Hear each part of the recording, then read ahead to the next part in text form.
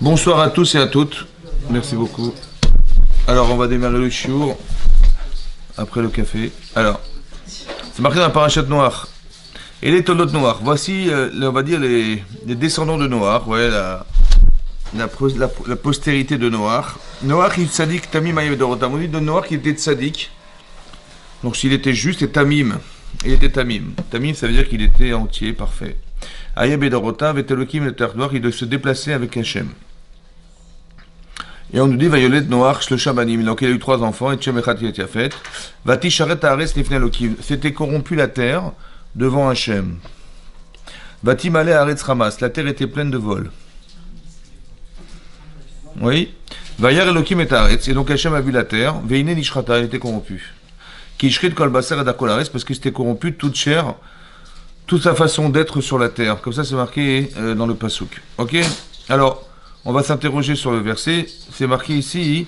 D'abord, c'est bizarre parce qu'on dit voici les descendants de Noach. Et on ne nous parle pas de ses descendants. On nous parle de Noach, il était tzaddik, il était tamim, c'est-à-dire il était parfait, etc. Et ensuite, on dit Vayolet Noach. Et ensuite, on nous dit que Noach a engendré des enfants. Il a eu 3 enfants. On aurait dû marquer les Toldot Noach, voici les descendants de Noach. Donc, il a eu Shem, Cham et Yafet. Voilà ce qu'on aurait dû dire. C'est pas ce qui est marqué, non. Alors, Rashi relève la question, en fait, et c'est marqué dans le Midrash. Oui, Veskiro Sefer Bishvacho. Oui. Puisqu'on a rappelé la louange que représente le fait que Noach était tzaddik et tamim, chez Neymar, Zecher tzaddik livracha. Zecher tzaddik livracha. Zecher. Tzaddik livracha. On se souvient du tzaddik pour la bracha. Ouais, la bracha, ça veut dire que le fait qu'il représente la bénédiction quelque part. Oui. Ça, c'est la première chose. La deuxième chose, deuxième explication, dit le Majras Trouma, c'est quoi les toldot? Ouais, c'est pas la postérité, non. Les toldot, c'est ce que font les gens, en fait. Toldot, les toladot, ça veut dire tout ce qui est dérivé de nos actions, tout ce qui va dériver de nos actions. Ça veut dire qu'en fait, quand on parle de tolada, qui est la postérité et qui est la descendance, ouais, alors l'explication, c'est d'avoir des enfants. La deuxième chose, c'est de faire naître en nous quelque chose. Quelqu'un d'autre, en fait, c'est ça, la Leda.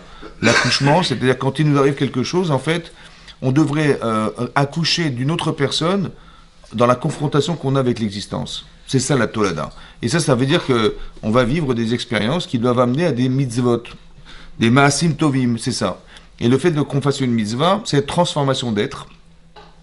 Et c'est ça qui a fait de Noach un tzaddik. Parce que je ne sais pas si vous vous rendez compte, à la fin de la parashat de Bereshit, c'est marqué là-bas, hein, Vayar Elokim ki rabba ra'at Adam ba'aretz. Il a vu Hachem que était mauvaise l'attitude de l'homme sur la terre. Vechol yetzer marchevot libo rakra kol hayom. Et tout ce qui se dégageait de son esprit n'était que mal toute la journée. Ça veut dire il pensait qu'il y a des choses sales. Vayinachem Hachem ki aset Adam. Donc il a regretté Dieu avoir fait l'homme. Ba'aretz veitiatzer val libo. Il était attristé. Vayomer Hachem emchet Adam. Donc j'effacerai l'homme.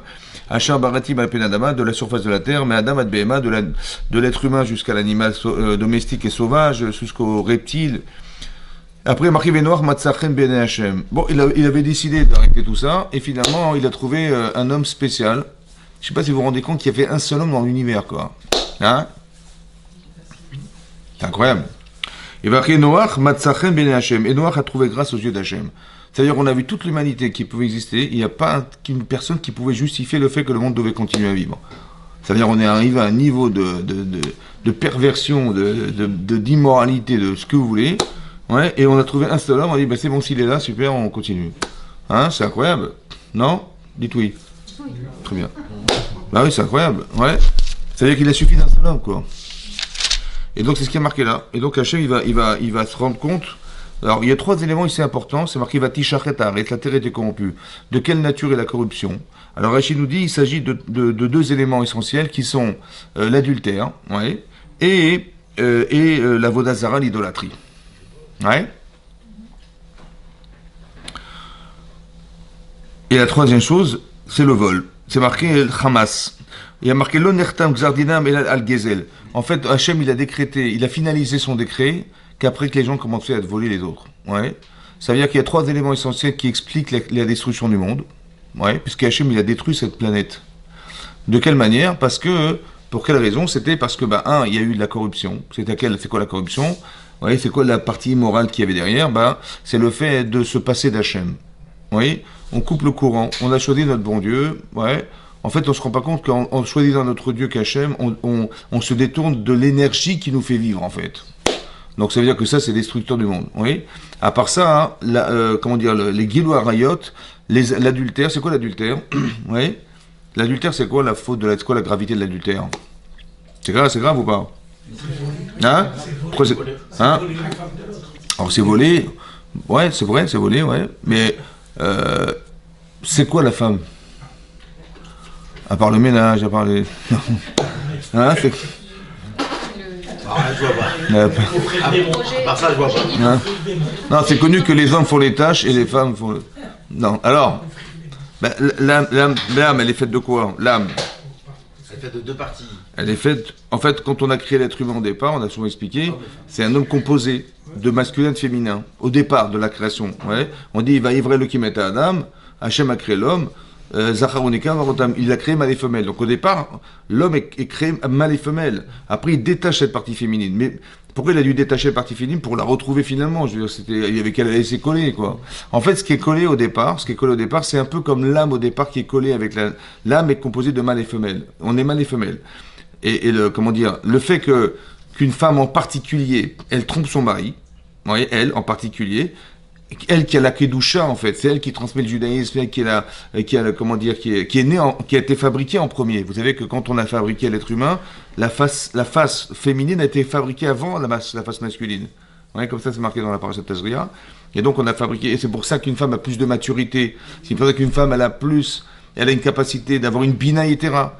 C'est-à-dire une intelligence qui est de l'intuition. Une femme elle a une intuition qu'on n'a pas. Ouais. Et aussi, le judaïsme passe par la mère. C'est ça. Donc, il y a quelque chose de puissant chez la femme. Et donc, lorsqu'elle désacralise cette relation avec elle-même, alors, elle va engendrer qu'elle va être interdite à son mari. Maintenant, si un type, il a été, je sais pas, séduire une femme, ou qu'elle a été se faire séduire par un homme, elle trompe son mari marié, elle est interdite à son mari. Éternam. Donc, c'est-à-dire que cette âme qui était masculine-féminine, en fait, tout ce qui était projet divin d'un être masculin-féminin disparaît. C'est ça l'adultère en fait, c'est ça qui est grave. D'aller prendre la femme de l'autre, c'est d'empêcher la personne qui devait exister pour l'éternité avec son épouse de disparaître. Ça va? C'est pas un divorce, ça n'a rien à voir, le divorce c'est un choix. Mais là c'est une avéra, oui. C'est ça qui est grave, Donc spirituellement c'est très grave. À part ça, hein, le vol, le truc, donc le vol c'est pareil, ou de tuer la personne c'est pareil. Soit on lui vole son argent, sa subsistance, soit on le tue, c'est pareil. Donc c'est-à-dire que soit on élimine son corps, soit on élimine son âme, soit on se passe d'Hachem. Ces trois éléments-là sont ce qui devrait maintenir le monde et ce qui le détruit. C'est ça qui est marqué dans la paracha. Pour eux, nous raconte des histoires pour nous dire, vous savez, un jour, il y avait un monde ici qui a disparu. On n'a aucun intérêt de le savoir. L'intérêt de le savoir, c'est de ça dont il s'agit. C'est de comprendre que ce sont trois éléments qui sont destructeurs. Donc, quand on est dans l'immoralité, lorsqu'on est dans, l'incapacité à vivre avec les autres, etc., ça détruit ça détruit le monde. Mais c'est marqué, Vatisharet Haaretz, la terre était corrompue. Oui, la Terre, planète Terre. Mais est-ce que c'est la Terre qui est corrompue ou les gens qui la composent qui sont corrompus? Les gens. À part ça, c'est marqué Vatimale Haaretz. La Terre était pleine de vols. Elle est pleine de vols ou de voleurs? C'est bizarre, c'est marqué de vol. Ouais, à part c'est marqué Vayar Elokim et Haaretz. Hachem, il a vu la Terre. Vélishrata, elle était corrompue. La Terre, elle n'est pas corrompue. Les gens qui la composent sont corrompus. Mais la Terre, elle n'est pas corrompue. Kol Bassar, et ensuite c'est marqué Kishrit Kol Bassar et Dakol Haaretz. Et Rachid nous explique Ishrit Kol Bassar, que toute chair sur la terre, pour dire des êtres humains, on a dit de la chair, de la viande. C'est bizarre. Pourquoi c'est marqué qui Ishrit Kol Bassar, c'était corrompu toute chair, et Darko l'arrête sa façon d'être sur la terre. Alors on explique que même les animaux, ils allaient s'accoupler avec des animaux qui n'étaient pas de leur sorte. Ça va? Ça veut dire que vous aviez une guenon avec, je sais pas moi, un cheval, ouais. Est-ce qu'on peut déprogrammer un animal? Est-ce qu'un animal comprend la sexualité masculine? Est-ce qu'un animal il a un petit Yetzirah d'aller tromper la jument elle va tromper son cheval ou je sais pas? Non. Comment ça s'explique ça? Même les animaux, ils se sont corrompus. Comment c'est possible? La terre était pleine. Ensuite c'est marqué Ketz Kol Bassar. Toute limite de chair est arrivée devant soi, devant Hachem. Et marqué Vayomer Elokim Ketz Kol Bassar, la limite de toute chair. Balefana est devenir. C'est quoi la limite de toute chair? C'est quoi la limite de toute chair? Kimalares ramasse parce qu'elle était pleine de vols. La terre était pleine de mitné, ouais. Ça va? Vous avez compris? Vous avez compris que... On n'a pas compris. C'est ça. Alors en fait, ce qui est marqué là, c'est un grand principe de base. Il faut savoir que quand on fait une mitzvah, on crée quelque chose.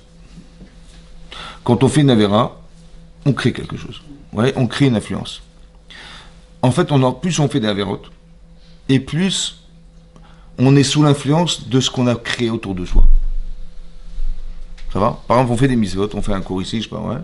Ben, c'est peut-être l'influence qu'a ce cours là, c'est que, je sais pas moi, ailleurs, elle me dit, bah, tiens, j'aimerais bien la synagogue, tiens, j'aimerais bien un livre, tiens, où est-ce qu'il y a des livres de Torah? Je ne sais pas pourquoi. Hein. Mais on crée des influences, c'est des vases communicants en fait, on crée des influences. Et l'inverse aussi est vrai. La terre était pleine, ça veut dire qu'on arrivait à un seuil où c'était plus possible. Qu'est-ce que ça explique ça? Ça explique que Hachem il va décider de détruire la planète Terre. Comment? Par le déluge. Ouais. Tout le monde était maboule. Ils étaient tous maboules. Ouais, ils avaient perdu la boule quoi. Le maboule, c'est quoi le maboule? En fait, il va faire pleuvoir pendant 40 jours et 40 nuits. Il y a des sources souterraines qui vont monter pendant 150 jours. L'eau allait monter 150 jours, c'est énorme. Hein? Voilà. Et donc, qu'est-ce qui va se passer? La Terre va être remplie d'eau. Mais pourquoi Hachem il a eu besoin de détruire la planète? Ouais, tout ce qu'il a créé, il a créé ce monde-là, il l'a carrément détruit. Mais pourquoi il a détruit ce monde? Il fallait que les gens qui ne méritaient pas de vivre, ils disparaissent, un petit virus, et ceux qui méritaient de vivre, ils auraient survécu, c'est tout, c'est fini. Pourquoi Hachem il a détruit la Terre? Pourquoi il a noyé la Terre? Ouais. Pourquoi il a noyé la Terre? Hein? C'est ça, hein, c'est ça, il a purifié. Mais qu'est-ce qu'il a fait en fait? Ça veut dire que si Hachem il n'avait pas fait ça, qu'est-ce qui se serait passé? Si tout le monde avait disparu, et ceux qui avaient été des tzadikim, ils avaient survécu. Les animaux qui n'avaient pas été se corrompre, ils avaient été restés intègres, ils seraient restés sur la terre. Et alors, il aurait dû faire ça. Après, là, il a noyé la terre. En fait, il a noyé la terre parce que ceux qui seraient restés sur la terre, ils auraient été sous l'influence de ce qui avait été provoqué par ceux qui avaient fauté. Alors, il fallait nettoyer tout ça. Vous avez compris? Ça veut dire qu'il y a des forces d'influence. Va timalé arrête. La terre était pleine. C'est pour ça qu'il faut choisir ses voisins. C'est pour ça qu'il faut choisir son quartier. Il faut savoir où tu habites, les forces d'influence qui existent autour de toi, etc. Faire attention à ça. Parce que sans que tu le veuilles, tu peux être victime de ce qui t'entoure. C'est ça qui est marqué. La terre était pleine. Hachem c'est suffit, on doit s'arrêter là. Et donc il a décidé de détruire, parce que détruire, ça veut dire éliminer. Ouais, c'est comme si que, je sais pas, vous imaginez le déluge, ouais. Si vous prenez la photo après que, ça faisait déjà presque 6 mois il n'avait plu, ouais, qu'il n'y avait pas plu, mais disons qu'il y avait de l'eau sur la terre, tu prends la photo, je vais avec le bruit, c'est... qu'est-ce que tu vois? De l'eau. Tu vois la terre au début de la création du monde. Au début de la création du monde, il n'y avait que de l'eau, il n'y avait que la mer qui enveloppait la terre. Et après, Hachem, il a séparé les eaux. La première chose qu'il a séparé les eaux, etc. Mais ça veut dire qu'on a retrouvé l'origine de la planète Terre comme elle devait être au départ. Et c'est ça qu'on a renouvelé, je pense qu'on a renouvelé. Ça va? Maintenant, ce qui est très important que vous sachiez aussi, c'est comme ça. Dans la paracha de Bereshit, c'est marqué, dans la paracha de Bereshit, je vais vous lire ce qui est marqué là-bas. C'est pas vrai. Alors, c'est marqué comme ça. Vaïvra Elokim et Adam. Hachem a créé l'homme, Betsalmo, à son image, Betselem Elokim, qui est l'image d'Hachem. Bara Oto, il l'a créé. Zachar Nekava Barotam, il les a créés mâles et femelles. Betsalmo, ouais, Tselem Elokim. C'est quoi le Tselem? Hein?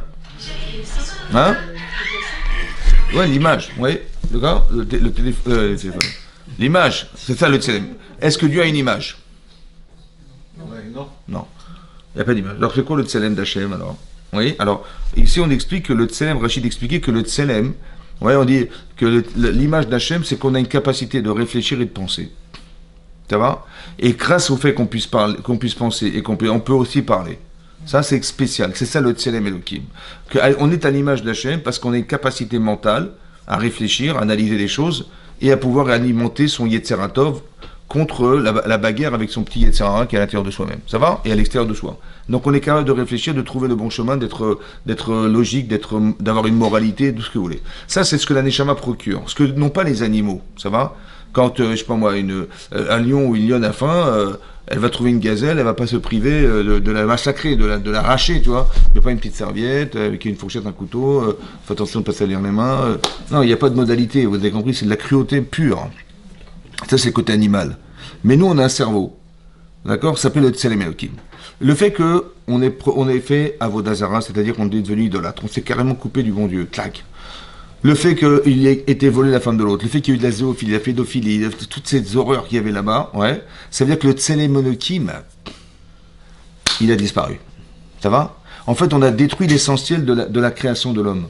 Quand je dis l'homme, c'est l'homme et la femme, évidemment. Hein. Donc on a détruit toute forme de moralité sur la terre. C'est ça qui s'est passé. Ce Tselem-là, il a disparu. Ça veut dire qu'il s'est déformé.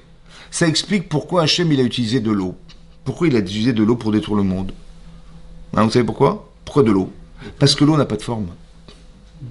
Bah oui. Tu prends de l'eau, tu le verses sur la table, ça n'a pas de forme. Pourquoi ça n'a pas de forme? Bah c'est ce que Hachem il a créé, mais c'est ça qu'il doit détruire. Pourquoi? Parce qu'il y a un principe dans la Torah de Mida Keneged Mida, mesure pour mesure. Si tu déformes la réalité de ton existence et qu'elle n'a plus de place, elle n'a plus de forme, elle n'a plus de consistance, alors on va te détruire avec chose qui ressemble à ce que tu es. À ce que tu es. Vous avez compris? Ça va? C'est ça. Ça veut dire qu'en fait, on a utilisé l'eau parce que ça devait détruire ça. Et donc, ça veut dire que les forces d'influence existent, elles sont présentes. Oui. C'est-à-dire que la nature va changer en fonction du comportement humain. C'est marqué dans la Gemara de Rosh Hashanah. Oui. Comment Hachem il a déclenché le déluge? Hein? Alors, non, mais comment il l'a déclenché? Comment ça marche? Tu fais comme ça, là, tu claques des doigts, ça se... Hein? La Gemara dit que dans les astres, il y a des mazalotes, c'est-à-dire qu'il y a un système astral, ouais, et il y a des signes zodiacales. Ouais. Donc, là-bas, c'est marqué que Hachem, il a retiré 2 étoiles du Mazal Kima, qui est la queue du bélier. Comme ça dit la Gemara. Il a été notel shte kochavim, il a retiré 2 étoiles, et c'est ça qui a provoqué sur la terre le déluge. Ça va?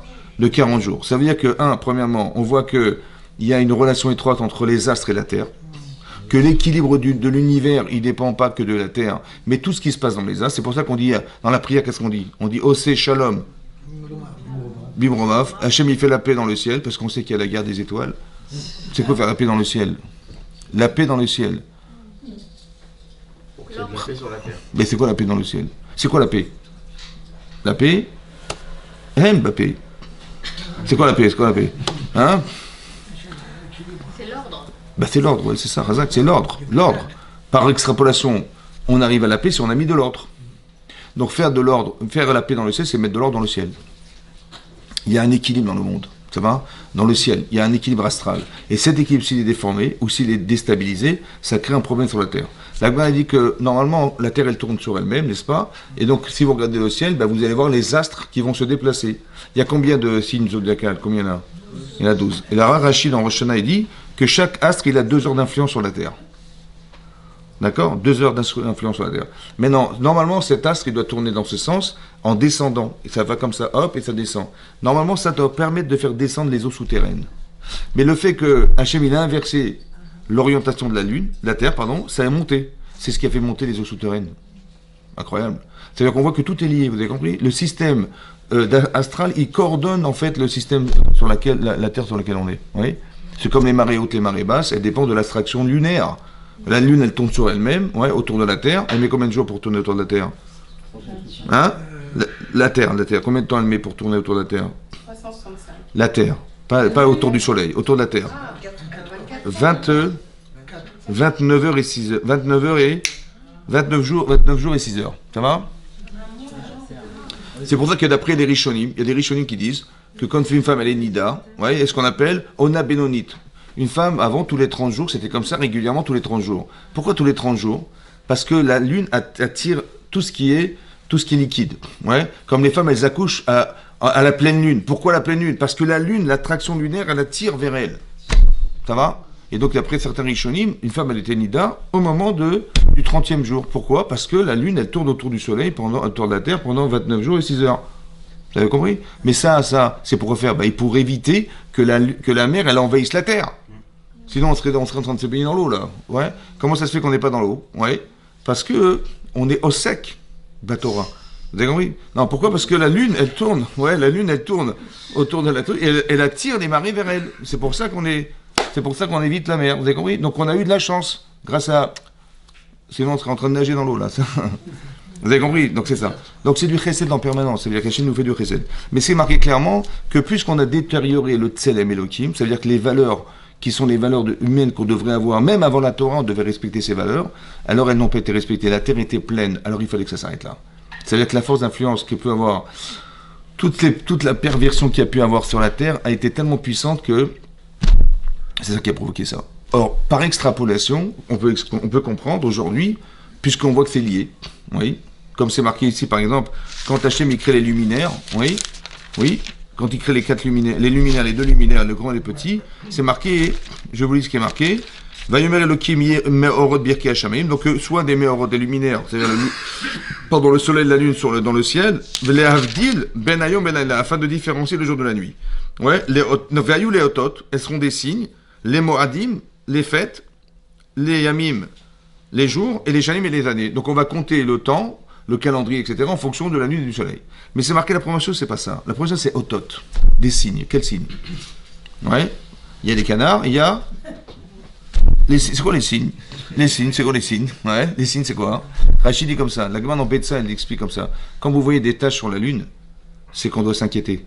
C'est quoi des taches? C'est qu'il y a des éléments, je sais pas, des cailloux, qui en fait des cratères, pas les cratères, non pas les cratères, parce que les cratères ils sont permanents. C'est qu'il y a comment ça s'appelle, des stéroïdes, je sais pas comment ça s'appelle, hein? Des astéroïdes, voilà, qui vont masquer la Lune par rapport à la Terre, et on verra qu'il y a des taches, ou bien le Soleil, c'est pareil. Quand on voit des taches, c'est que les nations du monde, elles doivent s'inquiéter parce que le Soleil qui représente en fait le calendrier des nations, eh ben, il est touché par des taches. C'est déjà, avant de nous réchauffer, avant de nous éclairer, c'est des signes. C'est-à-dire qu'Hachem, il se manifeste à travers la nature. Vous comprenez ou pas? Donc si la nature était un peu... elle dégringole, c'est que nous, on dégringole. Vous avez compris ce qui se passe? C'est-à-dire que là, il y a un réchauffement climatique. À cause de quoi? À cause de la pollution. Oui, c'est vrai ou pas? Donc il y a un nuage autour de la Terre qui s'est formé, qui détruit la couche d'ozone, et qui renferme la chaleur, et donc cette chaleur, en fait, elle est problématique. Pourquoi elle est problématique? Qu'il s'est fait plus chaud, tant mieux, non? Non, parce qu'elle détruit la nature. Puis on respire des choses, des particules, des machins, ça nous rend malade. Ouais, c'est ça. Mais pourquoi Hachem, il n'a pas fait que... avec le vent, ça s'évacue. Dans tout l'univers, ça va, il peut bien évacuer tout ça. Non, il a gardé. Pourquoi il a gardé? Qu'est-ce que c'est que la pollution? La saleté, ouais. La pollution, c'est l'égoïsme. Parce qu'il y a des grandes puissances, vous savez, qui produisent à outrance. Ils polluent la terre pour gagner du fric. Ça va? Ici, ça tue, c'est pas grave. Les pesticides, pour peu qu'on ait des beaux fruits et qu'on puisse les commercialiser, la mondialisation, il faut bien qu'on ait des beaux fruits, et puis on a gagné plus de 50% de production en plus, etc. On va gaver les animaux, on va leur donner à manger de la viande, etc. En fait, on se rend pas compte qu'on tue la nature, on tue les gens, etc. Mais c'est pas grave. Pour peu que, en fait, il y a de l'immoralité, vous avez compris, c'est cette immoralité qui nous tue, en fait. Ça veut dire que la pollution n'est que le reflet, en fait, de la pollution, tout ça, c'est que le reflet de l'égoïsme humain qui fait qu'on est en train de détruire la planète, c'est ça. Mais c'est-à-dire que maintenant, ça crée des ouragans, ça crée des pluies. Là, il a plu au mois de septembre, il n'a jamais plu autant en France. Pourquoi? Mais c'est ça. En fait, on pensait que ça allait créer de la sécheresse. Mais c'est peut-être aussi l'inverse qui va se passer, c'est de l'évaporation de l'eau, qui va créer des pluies en permanence. On va être inondé, ça crée des inondations dans tous les sens. On voit que le climat est complètement bouleversé. Et ça reflète un peu ce qui est marqué dans la paracha de cette semaine. Ça veut dire qu'on voit que quand il y a des bouleversements météorologiques, climatiques, etc., c'est un révélateur. C'est révélateur d'un bouleversement en fait moral. Il n'y a pas de bracha dans ce qui se passe, et cette bracha-là, elle est détruite par le fait que, en fait, on est plus dans l'exploitation de l'homme que dans d'essayer de vivre avec les autres. C'est ça. Et c'est peut-être ça l'idée. Pour Hachem, il a détruit cette planète à cause de ça. Pourquoi? Parce que le Tselem Elohim, qui représente la valeur humaine, elle s'est détruite. La valeur divine, en fait, qui est en l'homme. C'est la partie pensante. Si tu réfléchis pour exploiter les autres, c'est pas ça qu'on voudrait que tu fasses. Par contre, si tu peux permettre aux autres d'exister parce que tu produis, super. Mais pas dans l'intérêt de... Si tu vois que ça pollue, tu devrais t'arrêter. Si tu vois que les gens disparaissent, tu devrais t'arrêter. Si tu vois qu'il y a des dictatures, on devrait s'arrêter. Si tu vois qu'il y a de la souffrance, on devrait s'arrêter. Non, c'est pas grave. Pour peu qu'on gagne, ouais. On voit tous les conflits qui peuvent exister aujourd'hui mondiaux, c'est des conflits d'intérêt. Il n'y a pas de conflit... Vous avez compris, je sais pas moi, là, le conflit israélo-palestinien, c'est un problème économique.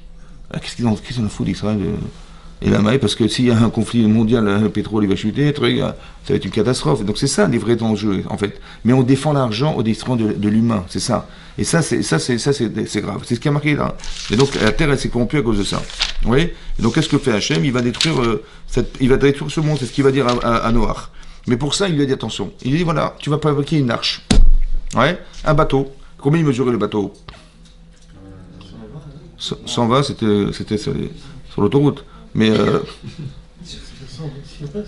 500, 120 ans. Il a mis 120 ans, mais il a mesuré 300 amotes, 300 coudées, ça veut dire 150 mètres de long. 150 mètres de long. Combien de hauteur? Le paracha. Hein. Non, d'auteur. 30 amotes, ça veut dire 15 mètres de haut, et de large 50 mètres, c'est-à-dire 50 amotes, c'est-à-dire 25 mètres. 25 mètres de large, 15 mètres de haut. 15 mètres de haut, ça fait quand même pas mal, hein. Ça fait 7-8 étages, quoi. Et c'était divisé en 3. Il y avait le bétail, il y avait les humains, et après la nourriture, c'était divisé en 3. Pourquoi faire il a fait ce bateau-là? Oui, ça servait ce bateau. Hein? Ah, il a dit, Hachem, il a dit, écoute, je vais détruire le monde, ouais. Donc tu vas profiter de l'occasion d'aller dire aux gens de faire tes chouvas, parce que sinon le monde va être détruit. C'est bon? C'est ça, oui, qu'il a fait Noir? Très bien. 120 années de sa vie. 120 ans de sa vie, il a répété aux gens, allez faire tes chouvas, arrêtez de voler, arrêtez l'adultère, arrêtez la voûte des arabes. Ça a marché ou pas? Ça n'a pas marché. Comment ça se fait que ça n'a pas marché? Il n'y a pas un fou qui est rentré dans la journée, quoi. Hein? Il n'y a pas un tibio, peut-être qu'il a raison. On ne sait jamais. Ça n'a pas fonctionné. Et au final, il va dire à Hachem, à Noach, écoute, voilà, dans une semaine, je vais envoyer le déluge. Ça va?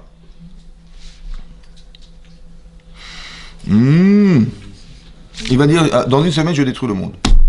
Et donc, qu'est-ce qui s'est passé? Une semaine est passée, et là, il a commencé à pleuvoir. Et là, c'est marqué dans la Torah, hein, que Noach, il a vu qu'il pleuvait trop, et il est rentré dans l'arche de Noé à cause de l'eau qui tombait, à cause de l'eau, à cause de la pluie.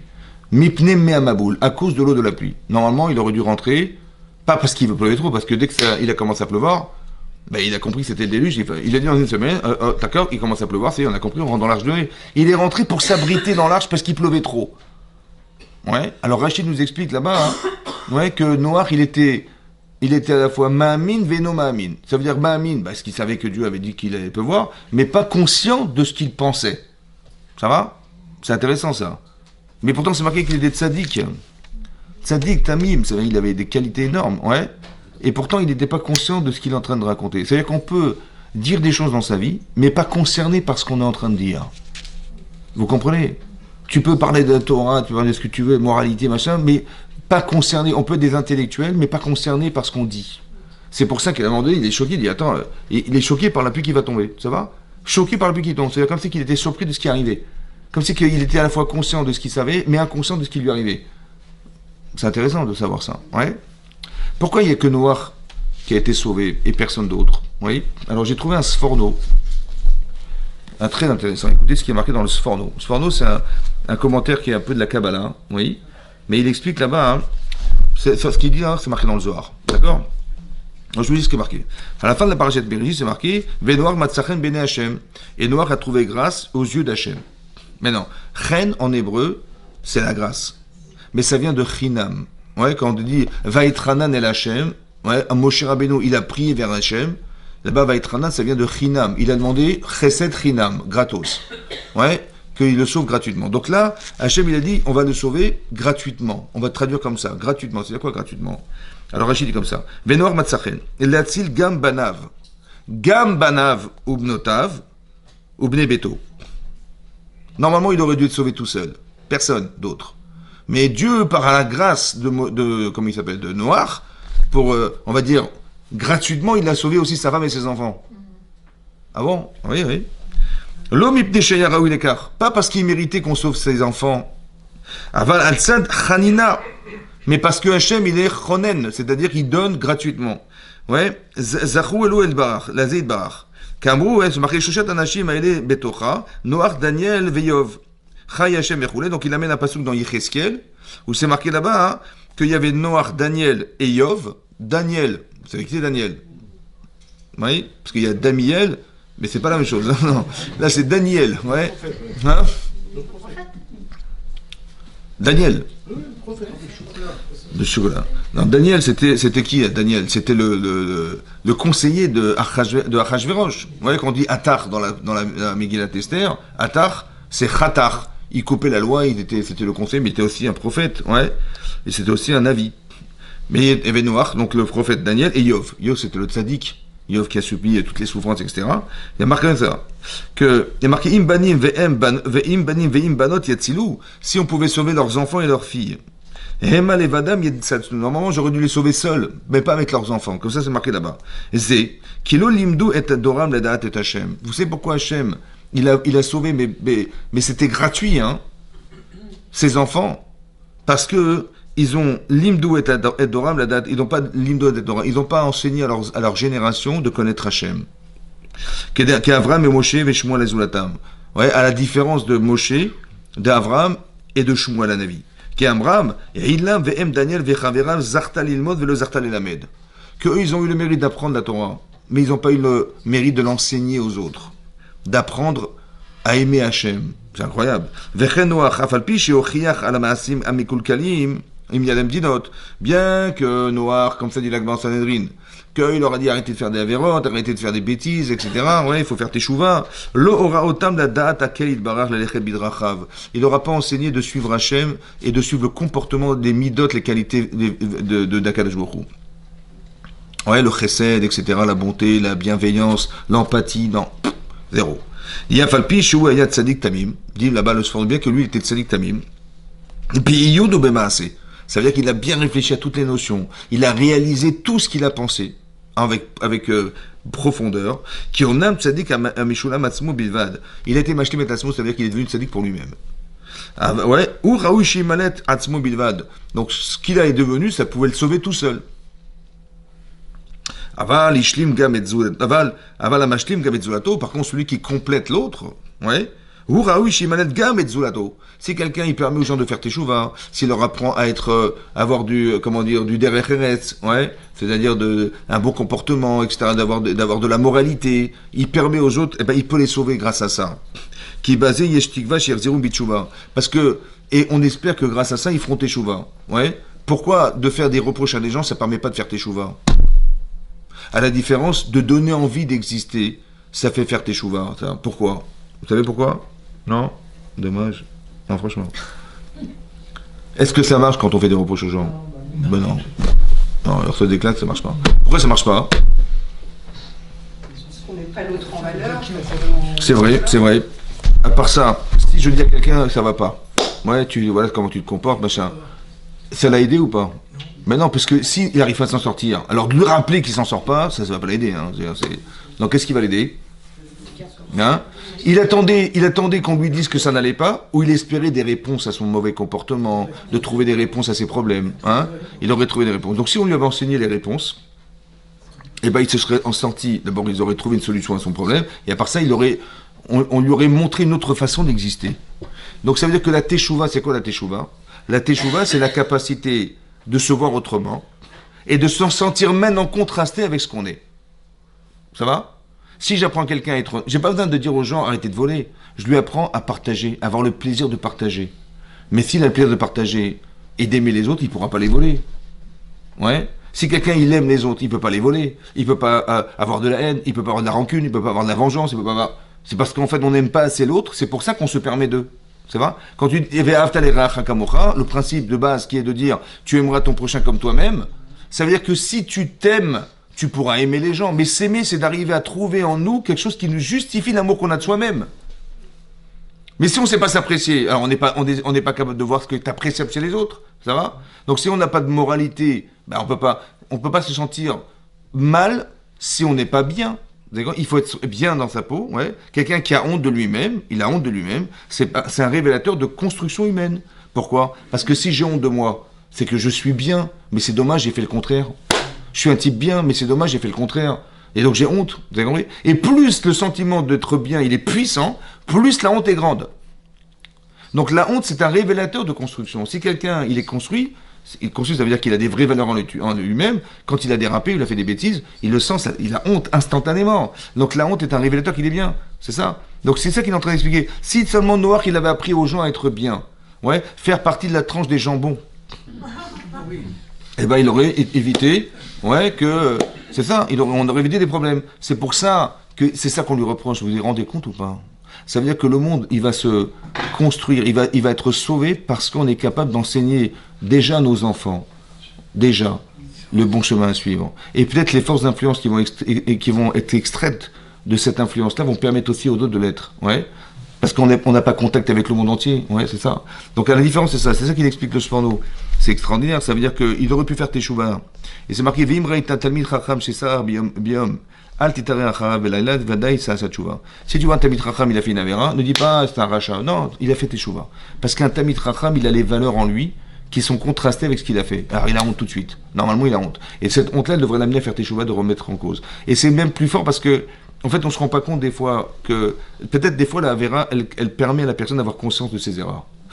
Ou de ses propres limites. C'est ça. C'est ça la vera. Et donc, maintenant qu'il a vécu une expérience négative, il sait que c'est plus du tout à pratiquer, c'est plus du tout à réfléchir comme ça, c'est plus du tout à parler comme ça, c'est plus du tout à faire. Vous avez compris ? Parce que je connais les limites, j'ai honte de ce que je fais. Donc cette limite, elle existe dans ma conscience, et c'est ça qui nous permet de réaliser en fait sa vie positive, et pas le contraire. Mais pour ça, il fallait déjà qu'on ait du positif à l'intérieur de soi-même pour se sentir contracté. C'est ça qu'il explique. C'est-à-dire que Hachem, il a sauvé les enfants de Noach, sa famille, parce que Chinam, en fait, il n'aurait pas dû survivre.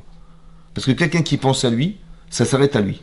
Mais quelqu'un qui arrive à enseigner, c'est-à-dire à dépasser ça, c'est pour ça que c'est très important d'éduquer nos enfants dans la Torah, parce que il peut arriver n'importe quoi, ils seront sauvés parce qu'ils ont la Torah. Ça va ? Il faut comprendre que ce qui arrive en vérité est en symétrie absolue avec ce que nous sommes. C'est ça qui est extraordinaire. Le miroir, il est extraordinaire. C'est pour ça que Yitro, il a fait Teshuvah. Vous savez comment il a fait Teshuvah, Yitro, il a fait Teshuvah, parce qu'il est marqué, il a dit à Moshe, il a dit que Asher Zadou Alayhem, parce que les Égyptiens, ils ont reçu exactement ce qu'ils avaient préconisé de faire contre vous. Et ça, c'est impossible par hasard. Parce que Yitro, il faisait partie des ministres de Pharaon. Et quand il a dit, écoutez, les Israël commencent à se multiplier, il faudrait qu'on trouve un plan pour les détruire, quoi, c'est pas possible, ils vont nous envahir, ces gens-là, ouais. Et donc parce que sa femme, elle s'appelait Nathalie, c'est connu, ouais, non, c'est connu. Et donc, pour éviter la natalité, il a ajouté un T. Il a dit, on va casser la natalité. Qu'est-ce qu'il a fait ? Il a essayé de nous détruire par le travail. Ça n'a pas marché. Alors il a demandé au sage-femme, écoutez, les enfants qui naîtront, vous les tuez sur place, pour éviter la natalité. Et ça n'a pas fonctionné non plus. Etc. On voit qu'Hachem, à chaque fois, il nous a sauvés. Mais ce que je veux dire par là, c'est que, en fait, on s'est rendu compte que tout ce qu'avait préconisé Paro de faire contre nous, ça c'est exactement pareil fait pour lui. C'est-à-dire qu'il avait une maladie, il avait la lèpre, je sais pas quoi. Il a dit, ces médecins ont dit, il faut égorger des enfants, récupérer leur sang, vous allez vous baigner dans le sang. Et tout ce qu'ils ont fait de cruel, en fait, ils ont vu que le Nil qui les fait vivre, il est devenu en sang. Tout a été exactement symétrique à ce qu'ils ont voulu faire. Comme si que le message qu'Hachem vous a envoyé dit, vous êtes victime en fait de ce que vous avez provoqué en fait. Vous avez compris ? C'est ça qui est extraordinaire. C'est là qu'on voit. C'est comme ça qu'Yitro, il a dit, mais c'est impossible intellectuellement d'imaginer que. Et c'est exactement ce qu'ils ont préconisé faire qui leur est revenu en pleine figure. Ça n'existe pas par hasard. Vous avez compris ? Et c'est exactement. Donc ça a été pensé, réfléchi. Donc si ça a été pensé, c'est qu'il y a un penseur. Et donc ça peut être le mon Dieu. Vous avez compris ? Ça veut dire qu'il a réfléchi. Mais ça veut dire que quelque part, il y a cette notion-là d'être attrapé par ce qui se passe. Donc on voit, première chose, c'est que 3 éléments sont la destruction du monde. C'est ça marqué dans la paracha. Deuxièmement, on voit que quand on détruit notre moralité, ce qui est l'essentiel de l'être, en fait, ouais. Alors on voit que Hachem, puisqu'on détruit le Tselem Elohim, ce qui fait de nous des êtres humains cohérents à la différence des animaux, si on détruit ça, si on devient des animaux, quoi, alors c'est sûr qu'on va être envahi par les animaux, ou bien on va être la nature qui devrait nous entretenir, elle se retourne contre nous-mêmes. C'est ça le déluge, ouais. À part ça, hein, il y a ce fameux Sforno là qui est très intéressant et qui explique que, en fait, s'il a pu sauver sa personne et sa famille, et pas le reste du monde, pourquoi ça n'a pas fonctionné, pourquoi l'arche n'a pas permis aux autres de se sauver, oui, c'est ça. C'est parce qu'en fait, quelque part, il a été un tzaddik pour lui-même, mais pas plus que pour lui-même.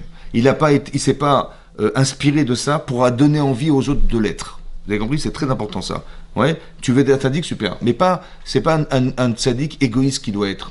C'est quelqu'un qui doit transposer cette possibilité de l'être pour les autres aussi. Je suis en souffrance de voir que les gens ne sont pas dans la Torah. Voilà. Ou je vois que les gens n'ont pas de moralité, etc. C'est ça qui est important. Voilà. Ça, c'est une chose. Il y a marqué dans le Midrash que Hachem, donc il a dit à Noach, tu vas fabriquer l'arche de Noé pendant 120 ans.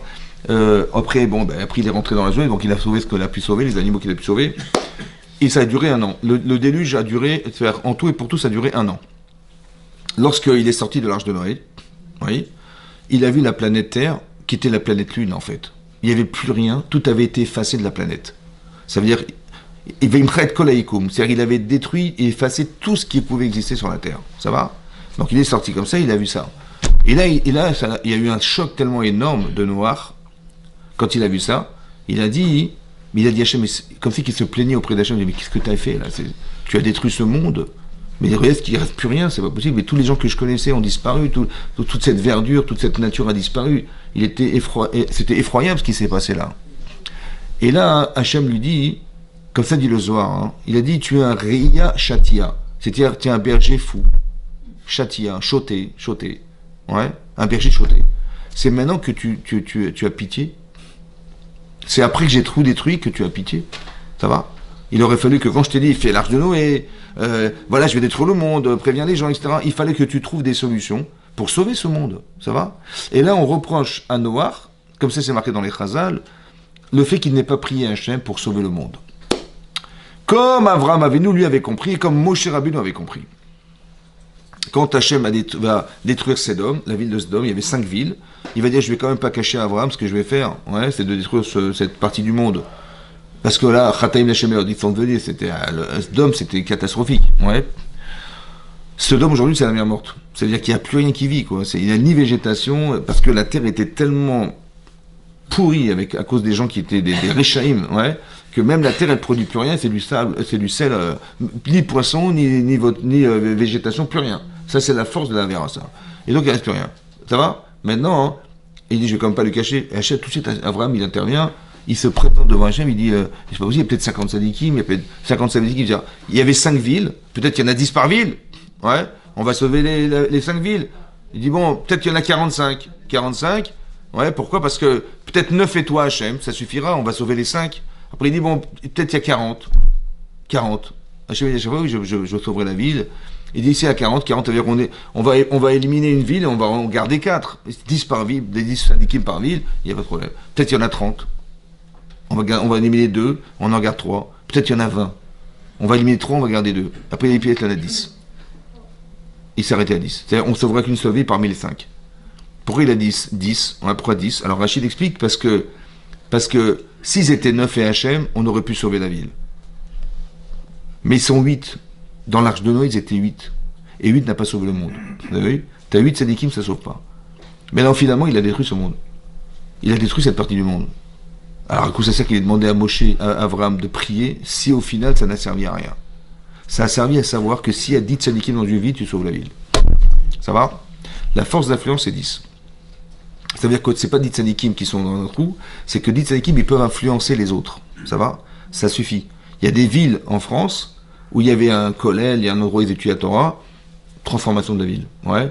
On a formé des rabbinim, etc. Après, mais ça veut dire qu'on peut former des gens, on a créé des écoles, on a créé des choses, on a créé des endroits de Torah, et des synagogues, etc. Avec 10, tu démarres avec 10. Et ça peut avoir une influence. Moins que 10, ça n'a pas d'influence. C'est ce qui a marqué dans la paracha de Noah, de Vaïra. Moshe, pareil. Quand Hachem, ils ont fait le veau d'or, retiens-moi, je vais les détruire. Il a compris qu'il devait prier. Et là, il a dit, mais si tu détruis le peuple dans le désert, Vaïchal Moshe, il a prié Moshe Rabbeinu. Vaïchal, la Gemara en Brachot, elle dit que Vaïchal, ça vient de Chol. Chol, ça veut dire, il y a Kodesh et Chol. Le Kodesh, c'est ce qui est saint, et Chol, c'est désacralisé. Il a dit, mais ce que tu vas faire est désacralisant pour toi. Pourquoi? Parce que, qu'est-ce que diront les nations?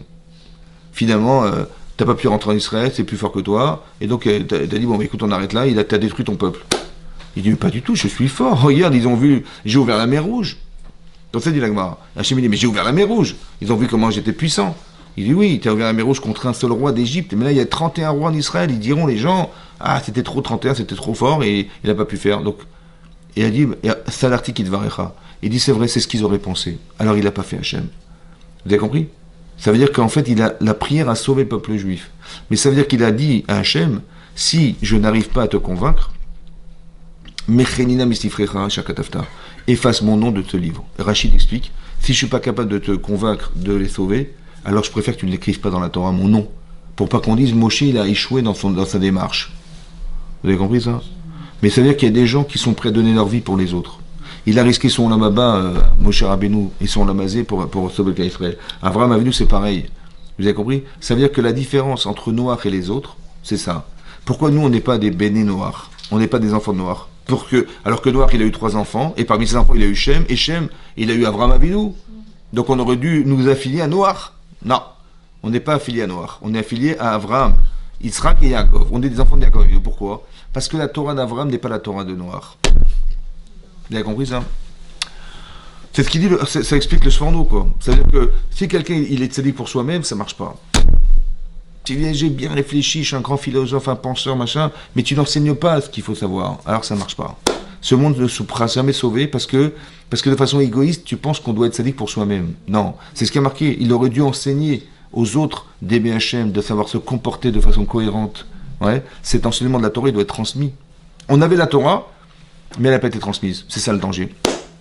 C'est pour ça qu'il faut faire des cours, il faut suivre des cours, il faut apprendre, il faut se cultiver, il faut tout ça, parce que c'est très important.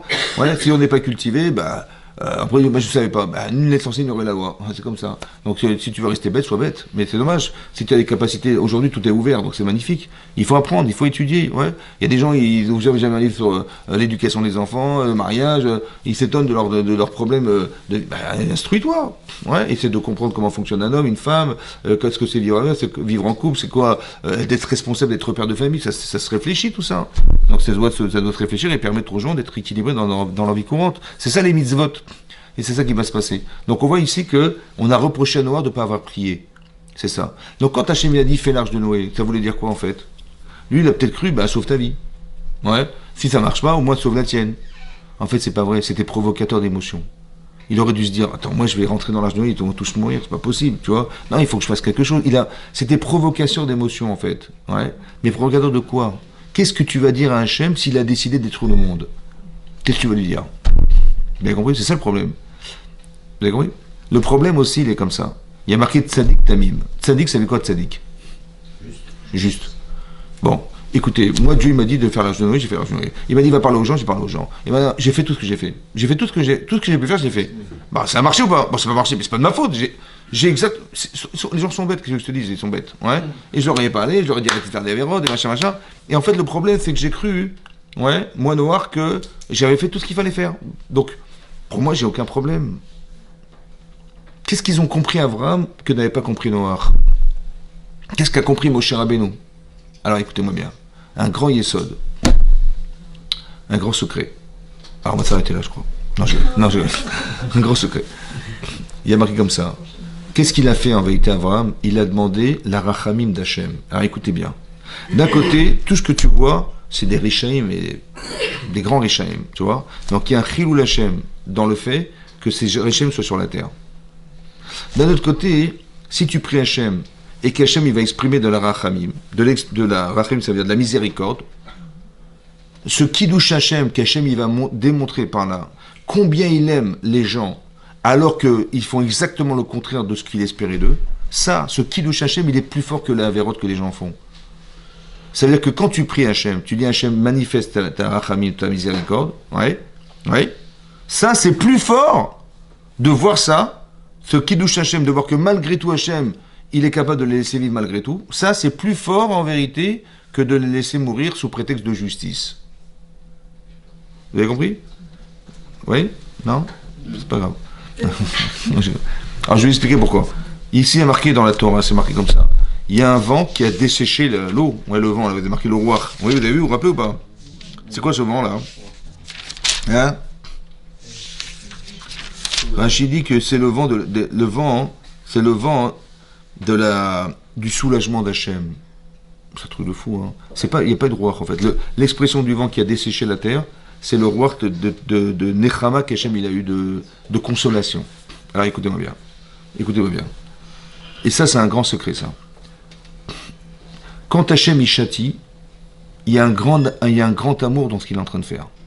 Nous, on croit qu'il est en train de nous punir. Vous voyez? La preuve que c'est comme ça, la preuve. Vous vous rappelez que quand il a détruit Sodome, les anges ont dit à Lot, ils ont dit, voilà, on va détruire Sodome, surtout ne vous retournez pas. Ouais, d'accord? Pourquoi il ne fallait pas se retourner? Pourquoi? Hein? C'est ce qui est marqué dans le Midrash? Hein? Parce que quand Hachem il châtie, c'est là qu'il est le plus présent. Il est le plus présent. Ça veut dire qu'il y avait la Shekhinah à ce moment-là. Pourquoi? Pour nous dire, je suis désolé de le faire, mais je le fais parce que comme si Hachem, il préférait faire ça que faire autre chose. Ouais. Et donc la shrina est très présente. C'est pour ça qu'il ne fallait pas se retourner. C'est comme on ne regarde pas les mains des Kohanim quand ils font la bracha. Parce qu'il y a la shrina. Ouais. Il ne faut pas regarder. Mais dans quelque part, ça veut dire qu'au moment où il châtie, c'est là qu'il est le plus présent. C'est pour ça qu'à Rosh Hashanah, on dit Shofarot, Zichronot et Malchuyot. On rappelle que Dieu est le roi. On dit Mamlich, ça veut dire que toutes les lois de la Torah, c'est celles qu'on devrait engager dans notre vie. C'est ça Mamlich Oto, de le rendre roi. Zichronot, c'est rappeler les souvenirs de nos mitzvot. Ouais. Maintenant, il faut rappeler, bien qu'on est en train de faire teshuva, on est en train de se dire, mais qu'est-ce qu'on est dans la vie, etc. Mais on rappelle nos mérites. Pourquoi on rappelle nos mérites? Parce qu'à chaque fois qu'Hachem, il va juger la personne, il va toujours rappeler les mérites de la personne. D'où on le tire ça, hein, d'où on le tire. Vous voyez, vous savez? Non? Dans la paracha de Baalotecha, comment elle s'appelle? Myriam, elle a fait du lachon hara sur son frère. De la médisance. Vous voyez? Et là, en disant ça, elle s'est, entre guillemets, s'était déplacée par rapport à Moshe Rabbeinu et par rapport à Hachem aussi. Parce que si elle prétendait que Moshe était en faute, parce qu'il s'est soi-disant séparé de sa femme, et que ça se faisait pas, oui, alors c'est qu'il était en faute. Donc comment Hachem il continue à parler à Moshe Rabbeinu? Donc elle a pensé, elle, qu'elle a eu raison, alors qu'Hachem il continue à parler à Moshe Rabbeinu. Alors que s'il continue à parler, c'est qu'il n'est pas en faute. Donc tu aurais dû au moins te remettre en cause en disant, mais est-ce que j'ai bien compris ce qui s'est passé? Bon, elle a fait la chose. Et qu'est-ce qui s'est passé? Hachem a dit, écoutez, pour ça, elle doit rester une semaine, elle était lépreuse pendant une semaine. Oui, mais pendant une semaine, on l'a attendu. Avant de voyager, on a attendu qu'elle se soigne et après on a voyagé. On lui a fait kavod. Pourquoi on lui a fait kavod? Pourquoi on lui a fait cet honneur de l'attendre alors qu'elle était en faute? Et pourquoi la chose a été su de tous? Elle a fait du lachon hara, de la misance sur son frère. Ok, ça reste entre elle, Aaron et Moshe Rabbeinu. Pourquoi ça, il a fait ça, c'est sûr. Ouais. Il fallait que tout le monde sache cette chose-là, laquelle? On l'a attendu une semaine. Dit la main dans Sota, oui, que vous savez qu'il y a Midat Tova et Midat pour un autre. Il y a une qualité chez Hachem de châtier et une qualité de faire du bien. Mais non, c'est marqué dans la Torah que marqué Poken Avon Avot Albanim. Hachem il se souvient des fautes des parents sur les enfants. Al Shileshim ve Al Riveim. Sur la 3e et la 4e génération. Par contre, notre Chesed, il fait du bien à la Alafim, par milliers. Ça va? Donc, c'est combien le minimum de milliers? 2000. Donc, Rachid nous explique là-bas dans Sota, entre 4e génération de châtiment, il s'arrête à la 4e, et milliers, 2000, il y a combien l'échelle, c'est combien? Entre 4 et 2000, c'est 500. 500. C'est-à-dire que la Midat Chesed, la qualité d'Hachem de Chesed, elle est 500 fois plus que la qualité de châtiment. Non, qu'est-ce que ça change? C'est comme ça. Et ils l'ont attendu une semaine. Ça va? Donc, une semaine, c'est 24 fois 7 jours. 24 fois 7, ça fait combien?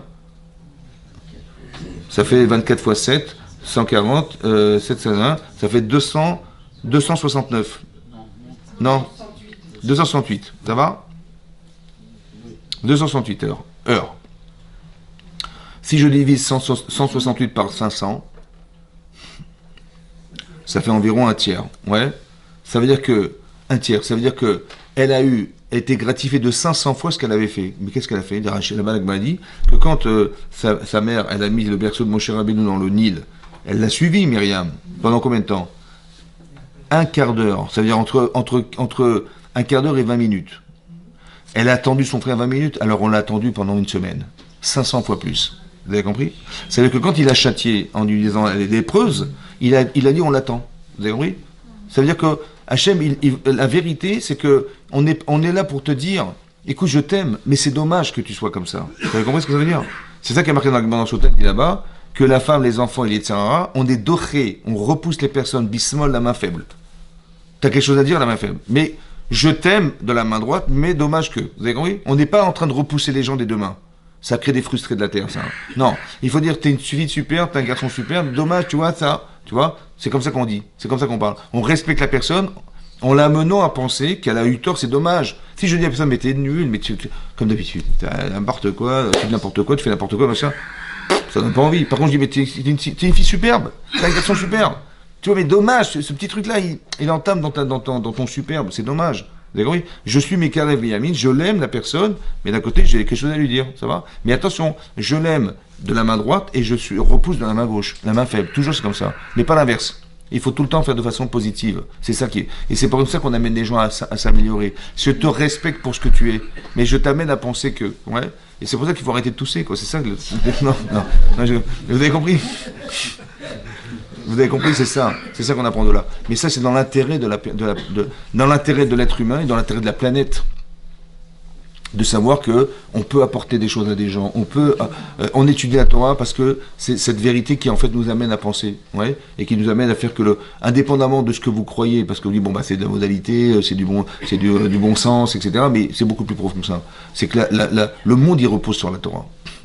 Oui, la Shoshat Vamamet, la Torah, c'est-à-dire que le monde existe grâce à la Torah. Donc cette Torah, si elle n'est pas transmise, bah, ça ne sert à rien. Si on n'est pas capable de véhiculer les messages et que ça fait vivre le monde, bah, on s'arrêtera là. Si les gens étudient la Torah pour eux-mêmes, bah, ils seront sauvés. Je sais pas, le Mashiach va venir, bah, ils seront sauvés, mais les autres, ils disparaîtront. Notre but à nous, c'est de partager. On a des moyens extraordinaires de transmission des valeurs. Ouais, oui. Donc on a des moyens, on a Internet, on a des machins. On peut apprendre soi-même. On est au bureau, on peut étudier. Télétravail, qu'est-ce que tu vas faire? Tu vas jouer aux cartes? Non, tu as un moment, profite de ce moment-là pour étudier la Torah, pour apprendre des mitzvot, pour t'instruire, pour, je sais pas moi, faire quelque chose. Mais remplis ta vie, c'est ça qu'on voudrait. Remplis ta vie et permets-toi, grâce au fait qu'on ait des moyens extraordinaires de transmission des messages, bah de profiter de ces moments-là. Ouais. C'est dommage de ne pas profiter de la préciosité du temps qui est la nôtre. C'est précieux le temps. Ouais. Il faut savoir donner du sens au temps. Et ce temps-là, il est précieux, on n'en a pas beaucoup. Parce que, qu'est-ce qu'on fait le reste du temps? À part dormir, à part manger, à part aller au boulot, machin. Ce temps, il est précieux, on n'en a pas beaucoup. Donc, quand tu en as, tu en profites. Tu dis, ouais, ce manque-là, il est tellement important pour moi que je veux le combler en le remplissant. C'est ça. Et donc, c'est pareil. Je ne peux pas rester indifférent à ce qui se passe aujourd'hui. Noach, il a dit, moi, j'ai fait ce que j'ai pu. Hein. Sont tous des Réchaïm, j'aurais tous parlé, ils n'ont rien compris. J'ai fait ce que j'ai pu. Il rentre dans l'arche. Et c'est qu'après coup qu'il a regretté. Dommage qu'il n'ait pas regretté avant. C'est pour ça. Aujourd'hui, on vit une situation difficile, d'accord? Donc moi, quand j'entends des gens qui sont à l'armée en difficulté, des jeunes, ils vont faire la guerre, mais ça me tue, moi. Et quand j'entends des gens qui meurent à 19 ans, en pleine croissance, en pleine évolution, ils sont même pas mariés. Et mais tout ça pour sauver le peuple, on ne peut pas rester indifférent. Ça va? Et donc on doit prier Hachem pour qu'il envoie de la rachamim. Et ce kiddush Hachem qui va arriver parce qu'on est capable de demander à Hachem de la rachamim, alors ça va faire inverser les choses. Hachem, il attend que ça. C'est pas possible qu'on nous fasse entendre des informations pareilles et qu'on soit là comme ça, peinard, c'est impossible. Vous avez compris? Donc la souffrance, je me mets à la place des mamans qui ont des enfants à l'armée, et je ne sais même pas si elle arrive à dormir. Hein. Donc ça veut dire que nous, on devrait se dire, mais c'est pas normal. On peut pas se dire, mais nous, on est peinards. Vous avez compris? On a notre petite arche de Noé et on est tranquille. Non, on ne peut pas rester indifférent à la souffrance. Vous avez compris? C'est pareil, quand ils étaient dans l'Arche de Noé, il n'y avait pas de relation entre hommes et femmes dans l'Arche de Noé. Pourquoi? Le moment où tu es en souffrance, tu vas pas te retrouver avec ta femme et ton mari, c'est pas possible. On devrait être sensible à ça, c'est ça, vous avez compris? C'est pas possible, tu peux pas rester indifférent à la souffrance. Et donc cette sensibilité-là, on doit l'avoir en tant que juif, on doit l'avoir. Et on doit prier Hachem, ouais, pour que Be'edat Hachem, Kol Sasson, Vekol Simcha, Kol Khatan, Vekol Kala. Vous avez compris? Voilà. Chazak ou Baruch.